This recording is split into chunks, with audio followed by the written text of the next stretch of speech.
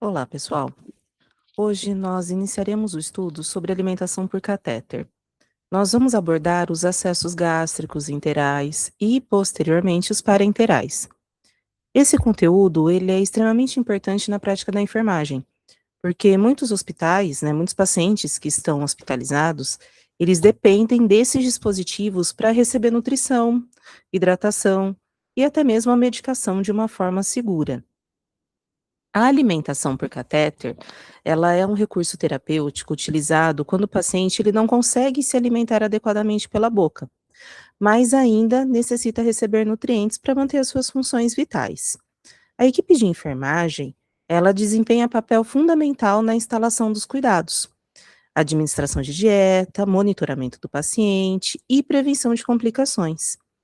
O conhecimento correto, desse procedimento vai garantir maior segurança ao paciente e melhorar a sua recuperação clínica. Como objetivo, dessa aula, é que vocês compreendam o conceito de terapia de nutrição enteral, que vocês consigam identificar suas indicações, contraindicações, conhecer os tipos de catéteres que podem ser utilizados, revisar os principais aspectos aí anatômicos e fisiológicos, envolvidos na digestão, aplicar corretamente os cuidados de enfermagem, saber como confirmar o posicionamento adequado dos catéteres e prevenir e reconhecer possíveis complicações associadas à terapia de nutrição. Essa aula, ela é uma aula bem extensa, então eu vou dividir ela em parte um e parte 2. A nutrição enteral, ela é definida como a administração de nutrientes diretamente pelo trato gastrointestinal, através de uma sonda ou uma ostomia. O que seria uma ostomia? Uma abertura, cirúrgica criada artificialmente que vai ligar o meio interno com o meio externo. Mais para frente, no decorrer da disciplina de procedimentos de enfermagem, vocês vão ter uma aula mais voltada para as ostomias. Hoje, nesse conteúdo, a gente vai focar mais nas ostomias alimentares, mas nós temos vários tipos de ostomia, tá? Segundo o Ministério da Saúde e a Braskem, trata-se de um alimento, formulado especialmente para o paciente que não consegue se alimentar pela via oral. É importante a gente destacar que a nutrição enteral, ela só pode ser utilizada quando o trato gastrointestinal está funcionando adequadamente. Ou seja, o paciente ele não consegue comer, mas o seu sistema digestório ainda possui a capacidade de digestão e de absorção. Por exemplo, um paciente em coma, paciente com AVC, com dificuldade de deglutição é dificuldade de engolir, pacientes que estão entubados ou em ventilação mecânica. O objetivo da nutrição enteral são vários, né. Primeiramente, é manter ou recuperar o estado nutricional do paciente.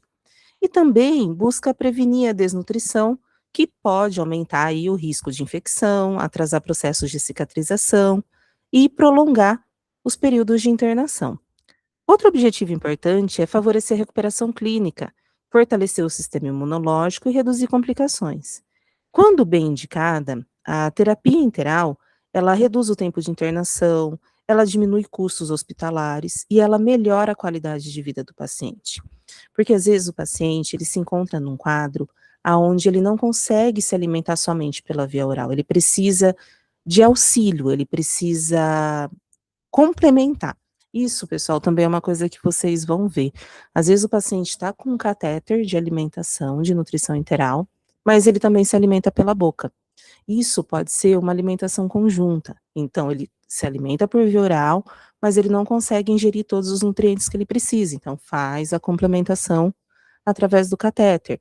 Ou pacientes que tiveram sequela de AVC, que estão ali num processo de recuperação. Então, eles estão com a sonda, o catéter para alimentação, mas vai ali estimulando a alimentação por via oral, tá? Nós temos várias situações aí aonde a gente pode fazer uso do catéter enteral.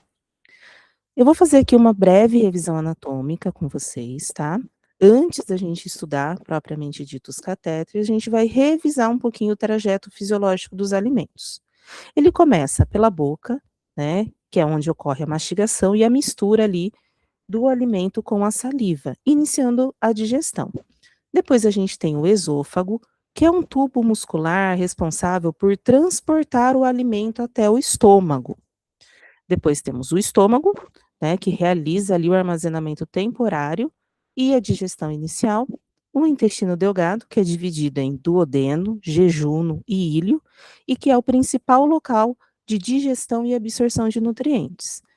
Temos também o intestino grosso, que ele é responsável pela absorção de água e eletrólitos e pela formação das fezes.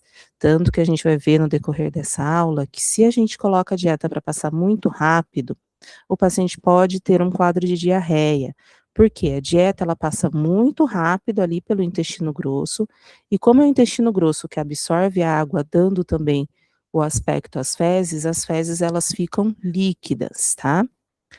A boca, gente, é o principal órgão do sistema digestório, né. A sua função é a mastigação, a formação ali do bolo alimentar, a produção de saliva, o início da digestão dos carboidratos começa ali, né.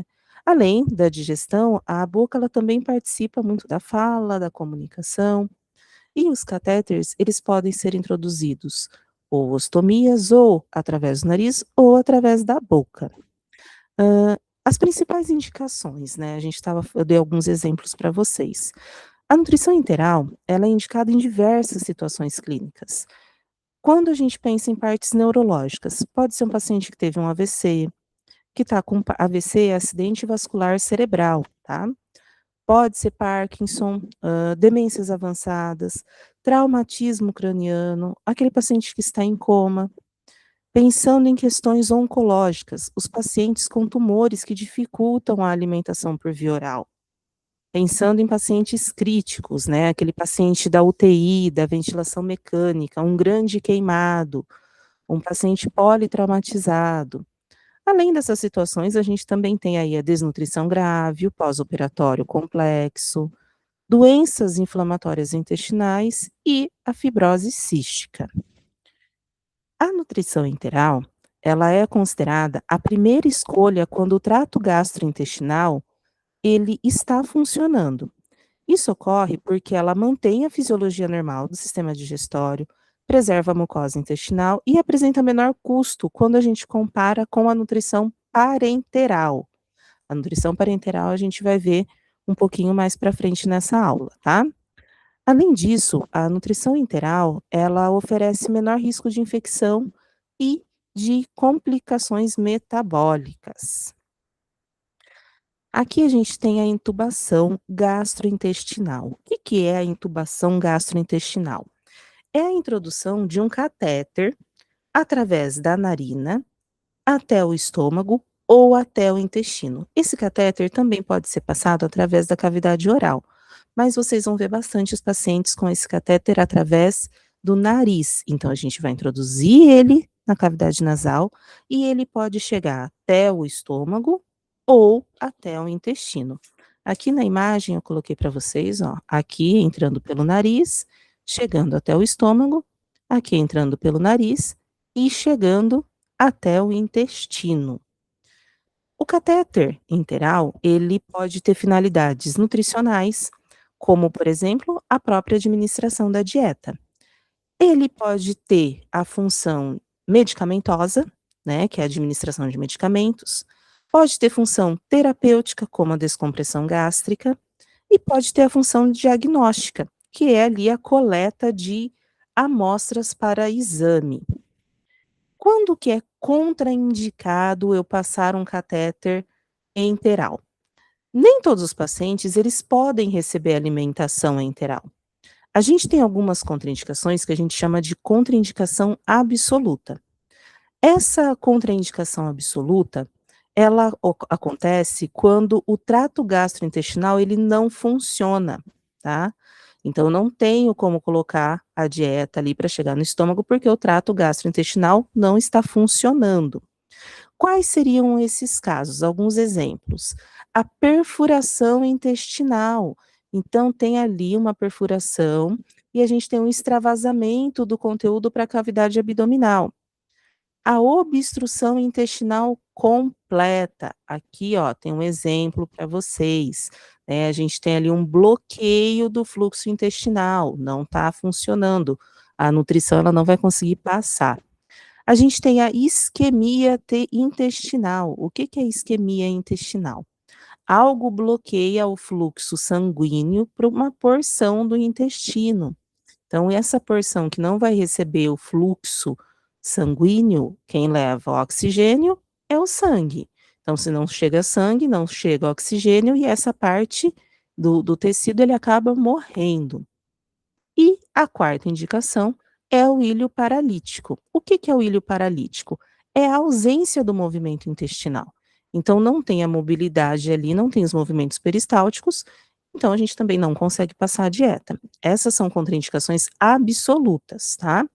E a gente tem a contraindicação relativa. A contraindicação relativa, ela exige uma avaliação criteriosa, mas eu posso passar a dieta. Como, por exemplo, um paciente com diarreia intensa, com vômitos persistentes, com sangramento gastrointestinal ativo e com uma instabilidade hemodinâmica grave. Nesses casos, eu posso passar, mas exige ali uma atenção. A gente tem diversos tipos de catéteres, né, que a gente pode utilizar aí na alimentação enteral. Entre eles, nós temos o catéter nasogástrico, que é o famoso catéter Levine. Deixa eu ver aqui se eu coloquei para vocês. Acho que mais para frente tem as imagens. Temos o catéter Levine, nós temos o catéter gástrico para descompressão, nós temos o catéter enteral, que também é conhecido como catéter do Boff, temos o catéter enteral de Salem e temos a sonda de Blackmore. A gente vai falar depois um pouquinho sobre cada uma delas, tá, pessoal? A sonda nasogástrica, deixa eu só dar uma olhada aqui para ver se eu coloquei para vocês. Aqui. Quando a gente fala na sonda nasogástrica, pessoal, esse catéter, ele vai do nariz até o estômago. Então, vamos pensar no significado da palavra naso, nariz, gástrico, estômago. Então, entra através do nariz e vai até o estômago.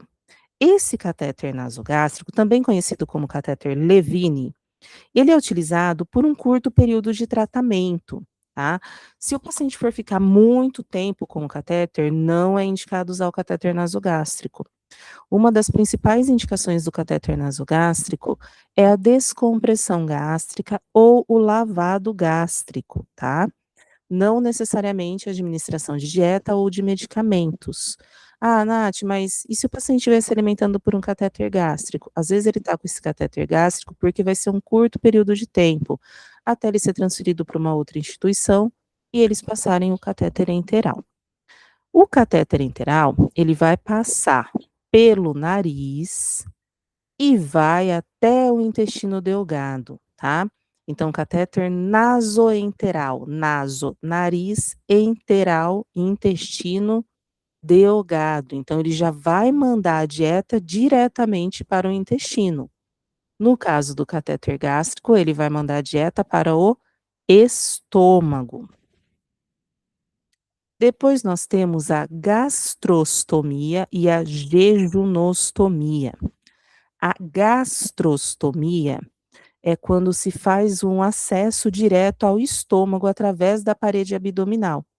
Ela é indicada para aqueles pacientes que vão ter o uso do catéter por um longo período de tempo, né? Nós temos aí pacientes que ficam muito tempo, mais de meses, com o catéter, né? Temos pacientes que não têm probabilidade de nunca se alimentarem por via oral. Então, nesses casos, eles acabam optando por fazer uma gastrostomia, tá? Então, a gastrostomia vai ser um acesso direto no estômago, através da parede ali abdominal, e ela é indicada para pacientes que vão ficar mais de 4 a 6 semanas, né? Então, ela tem ali um maior conforto e um menor risco de deslocamento. Por que que ela tem um maior conforto e menor risco de deslocamento? Tanto a gastrostomia como a jejunostomia. Porque quando a gente pensa em um catéter nasogástrico e nasointeral, ele fica ali no nariz e ele não tem nada que impeça que o paciente puxe. Nós temos outros tipos de catéter que vocês vão ver que eles têm uma coisa que chama cuff. Cuff é um balãozinho que é insuflado, geralmente com água destilada, nunca com solução fisiológica, porque o soro fisiológico ele contém o cloreto de sódio, que é o sal, então ele pode cristalizar ali dentro e depois acabar causando outros problemas. Mas quando o catéter tem um cuff, se o paciente puxar, esse cuff impede a saída do catéter. E o catéter, tanto nasogástrico como nasoenteral, eles não possuem cuff. Então, se o paciente puxar, o catéter vai sair, né? E quando a gente tem uma gastrostomia ou uma jejunostomia, esses dispositivos, esses catéteres, eles possuem ali o cuff e uma melhor forma de evitar deslocamento. E também acaba sendo mais confortável para o paciente, porque não fica com aquele catéter saindo ali da cavidade nasal ou da cavidade oral dele. Ah, eu não falei para vocês da jejunostomia. A jejunostomia, ela também é um acesso direto ao jejuno, lembrando que o jejuno é uma porção do intestino delgado, tá? Então a gastrostomia é feita no estômago e a jejunostomia é feita no intestino delgado. Aqui eu coloquei para vocês o catéter nasogástrico, tá, pessoal, para vocês verem, ou o famoso catéter de Levine. Vocês podem perceber aqui, ó, ele é um material de látex mais duro e ele tem só uma saída, tá? Ou desculpem, só uma luz de entrada, tá? Ele é introduzido, né, através da cavidade nasal e vai até o estômago.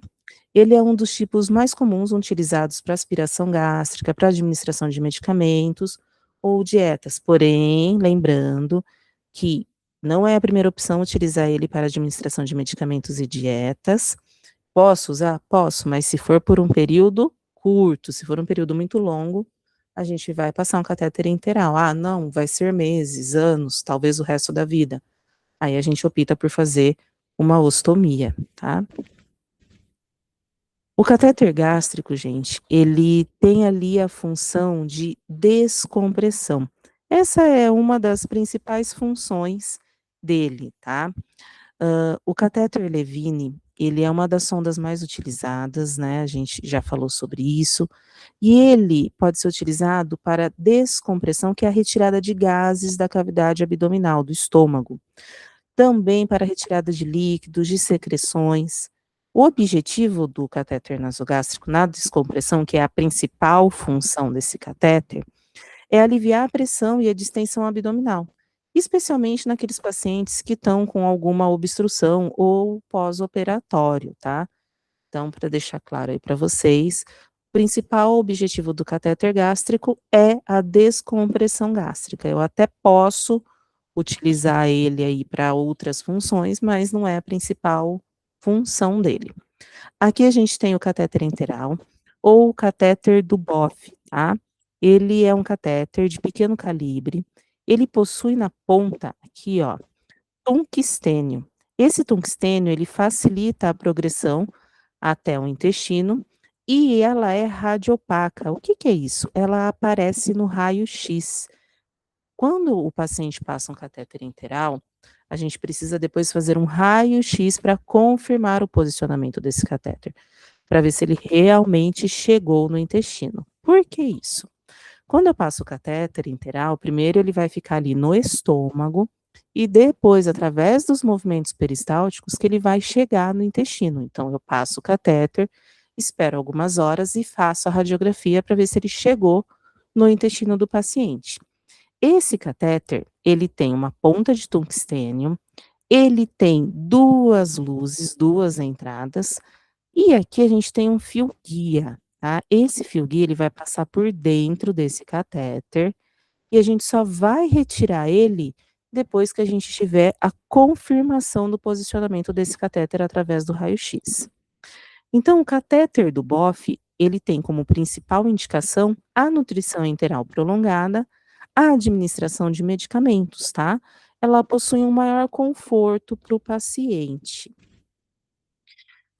A escolha, né, do tamanho do catéter vai depender da idade do paciente, da finalidade do procedimento, do tipo de dieta ou drenagem. Então a gente tem aqui os tamanhos disponíveis, né, 8, 10, 12, 14, tanto para o catéter enteral, que é o catéter do Boff, como para o catéter Levine, todos eles possuem tamanhos diferentes. Esse daqui, pessoal, é o catéter de Salem. O catéter de Salem, ele também possui 2 lúmens. Quando vocês ouvirem o termo lúmen, significa abertura, tá? 1 lúmen, 2 lúmens. Um lúmen, a gente realiza a drenagem, e o outro, ele permite a entrada de ar para evitar a aderência da sonda à mucosa gástrica. Ele é amplamente utilizado também para descompressão e lavagem gástrica.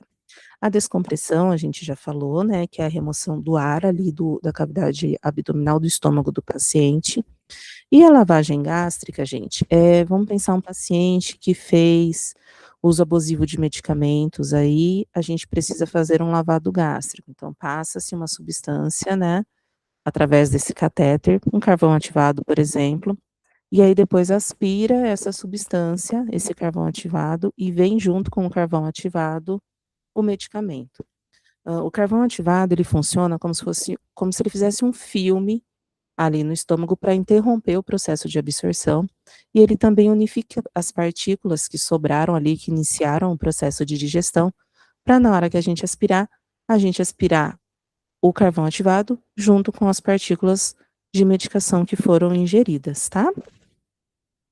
Esse daqui, gente, é a sonda de Sangstank, ou também conhecida aí popularmente por Blackmore. Essa sonda de Blackmore, ela é uma sonda especializada, utilizada em situações de emergência, tá? A sua principal indicação é o controle temporário de hemorragias pelas varizes esofágicas, tá? Gastroesofágicas. Ela possui 2 balões que vão exercer a compressão sobre os vasos sanguíneos que estão sangrando.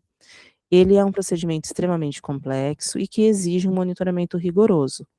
O catéter Levine, o catéter enteral do Boff e o catéter de Salem podem ser passados pelo enfermeiro ou pelo médico. Agora, o catéter de Blackmore, ele só pode ser passado pelo profissional médico, tá?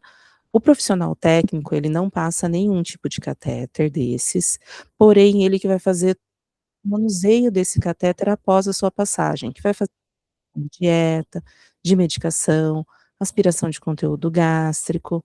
Então vocês precisam saber os tipos de catéter, as indicações, a localização, porque vocês vão trabalhar constantemente com esses dispositivos, tá? Aqui, ó, a gente tem os 2 balonetes, os 2 cuffs. Então, dependendo do local da hemorragia, se é esofágica ou se é gástrica, o médico ele vai insuflar um dos 2 balões ou os 2. Ele é um dispositivo com 3 lúmens, né, com 3 vias aqui, uma via para a gente infundir medicação, e essas outras 2 são as vias para a gente insuflar os balonetes. Aqui eu coloquei outra imagem para vocês da Blackmore. Então a gente tem aqui as vias aonde a gente insufla o balão gástrico, essa daqui, para insuflar o balão gástrico. Essa daqui é a porta de aspiração esofágica, aqui a porta para aspiração gástrica e para a gente insuflar o balão esofágico. A gente tem a marcação para ver quanto que a gente vai introduzir da sonda. A gente tem a abertura para aspiração esofágica e a abertura para aspiração gástrica. Então, se o sangramento é no estômago, a gente vai insuflar o balão gástrico e consegue aspirar o líquido, o sangue que está ali, através dessas aberturas. E se for esofágica, insufla este outro balão e usa essas aberturas para aspiração esofágica. Aqui mais um exemplo, né, ela é colocada através da cavidade nasal. Aqui é o balão esofágico e aqui o balão gástrico. Qual que é a indicação do catéter gástrico, pessoal? O catéter gástrico, ele pode ser utilizado em intoxicação, hemorragia gástrica, pacientes sem capacidade de deglutição, sem capacidade de engolir, paciente com distensão abdominal, com vômito persistente, para administração de medicação e para coleta de conteúdo gástrico. Lembrando, administração de medicação e nutrição só se for um período pequeno, tá, pessoal? Eu também posso utilizar ela para o lavado gástrico. O que que é o lavado gástrico?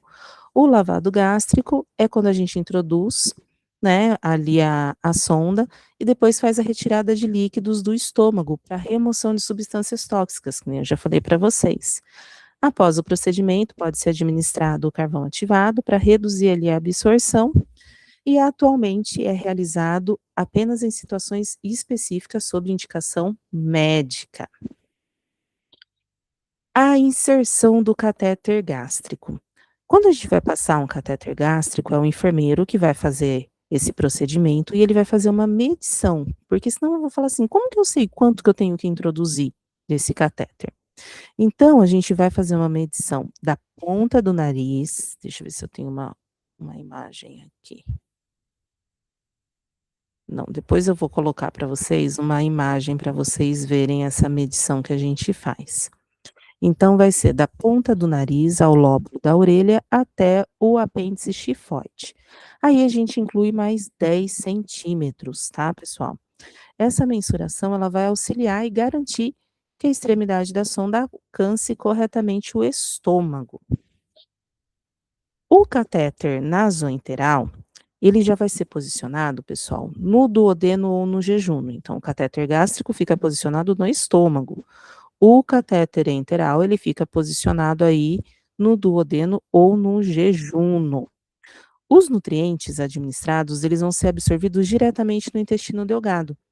Por isso, gente, esse acesso, né, ele é indicado quando a gente deseja reduzir risco de refluxo e broncoaspiração. E quando o paciente vai receber a alimentação ali por um período maior. Existem algumas formas que eu posso inserir este catéter, né? Eu posso inserir no método que a gente chama de NOx, tá? Que a gente vai medir do nariz à orelha ao processo chifoide. Existe o NO, que é do nariz até a orelha até o umbigo, e o SHON, que é o processo chifoide, orelha, nariz e mais 10 centímetros. Pessoal, quando a gente fala ali, né, das opções do adulto, deixa eu só voltar aqui para vocês, só um minutinho. Opções do adulto. A gente precisa medir a distância da ponta do nariz até o lóbulo da orelha e até o processo chifoide, tá? Esse é o método que a gente chama de NOx. A gente vai, depois eu vou colocar para vocês ilustrações. Aí a gente vai marcar essa distância na sonda com esparadrapo. Uma outra opção produto. O método que a gente vai medir do nariz até o lóbulo da orelha e daí até o umbigo, que é o método que a gente chama de NO. Esse é para a gente estimar o posicionamento correto da sonda, tá? Outra opção, medir a distância do processo chifoide até o lóbulo da orelha e depois até o nariz e acrescentar mais 10 centímetros. Para o adulto, a gente pode usar qualquer uma dessas opções. A mais utilizada, método da ponta do nariz, lóbulo da orelha até o umbigo. Agora, se for criança, a gente sempre vai usar essa forma de medição, ponta do nariz, lóbulo da orelha até o umbigo. E adulto, a gente pode escolher aí a que a gente achar mais cômoda para a gente fazer essa medição. Deixa eu mudar aqui. Na hora da gente fazer a inserção aí do catéter, né, a gente precisa ter alguns cuidados. A gente precisa posicionar o paciente preferencialmente em decúbito lateral direito ou paciente sentado, tá? Observar os sinais de desconforto. E um detalhe importante, se a gente estiver trabalhando com uma sonda enteral ou do BOF, que é aquela sonda que tem o fio guia, a gente nunca pode começar a tirar o fio guia e, não, a sonda está voltando. Introduz o fio guia de novo para tentar continuar passando ela. Se acontecer qualquer problema, a gente vai retirar a sonda, aí a gente passa o fio guia e passa a sonda novamente. Mas vai utilizar a mesma sonda? Vai, gente. Se ela não cair no chão, se ela não tiver contaminada, né, não caiu em nenhum local contaminado, a gente vai retirar essa sonda, higienizar e passá-la de novo. Lembra que a boca, ela é um dos locais mais contaminados aí do nosso corpo, tá. Então quando a gente passa o catéter do bofe, a gente passa com o fio guia, depois que a gente confirma o posicionamento, a gente retira ele.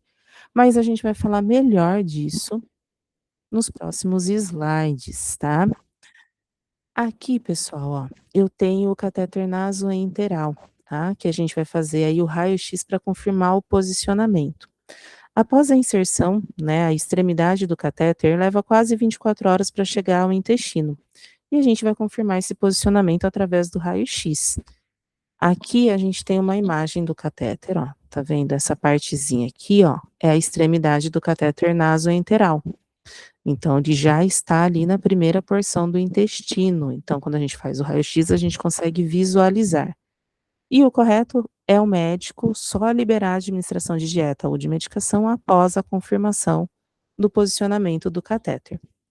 O catéter enteral, ele tem como principais objetivos a administração de dieta, administração de medicamentos, coleta de amostras e investigação de diagnósticos, além da drenagem do conteúdo intestinal. Mas a principal função vai ser aí alimentação e medicação.